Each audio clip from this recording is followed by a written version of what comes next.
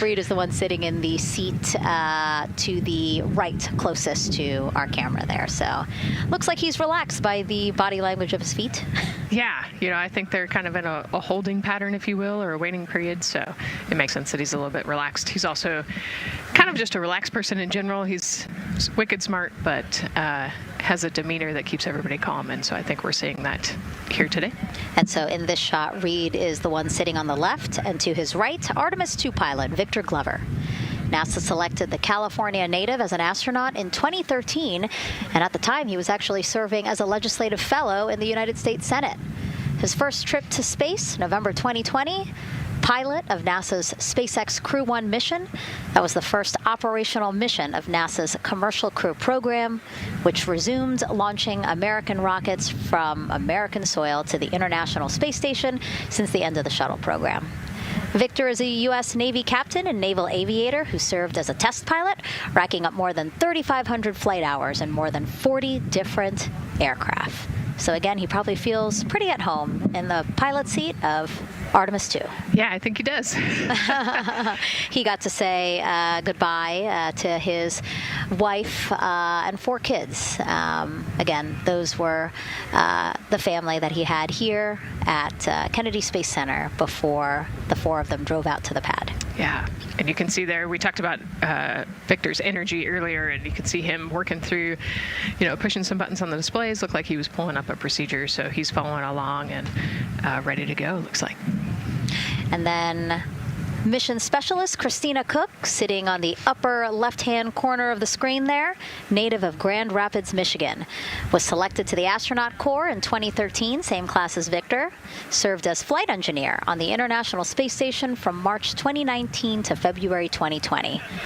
During that time, she set a record for the longest single spaceflight by a woman with a total of 328 consecutive days in space. How cool. She also participated in the first ever all-female spacewalk. And before becoming an astronaut, Christina helped build space science instruments and led scientific fieldwork in some of the most remote environments on the planet. Her hobbies include surfing, rock climbing, and community CDR, service, yoga, and photography. Go ahead, NCD. There's a couple of suppressed overvolt messages. We're going to go ahead and clear those off your screen.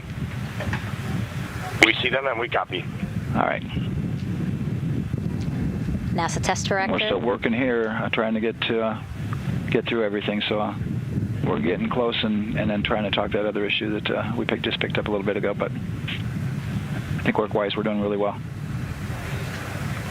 Sounds good, NCD. We're doing great on board. Glad to hear it. NASA test director giving an update to the crew. Some messages flashed on their displays. Just wanted to say that they didn't have to worry about that. We're going to clear that. And that also just reassuring the crew, again, that they are tracking and working the issue with the launch abort system battery. Yeah. All right. And then first-time flyer, Canadian Space Agency astronaut Jeremy Hansen will fly to the moon as a mission specialist on the Artemis II mission. The London, Ontario native selected as an astronaut in 2009. After that, he worked as Capcom at NASA's Mission Control Center in Houston. Capcom stands for Capsule Communicator and is the sole direct voice communicating with astronauts while in space. Jeremy also participated in training exercises, really cool ones, like living on the ocean floor off the coast of Florida to simulate deep space exploration for a week. In 2017, he became the first Canadian to lead a NASA astronaut class. He also enjoys getting out on a sailboat, rock climbing, and mountain biking.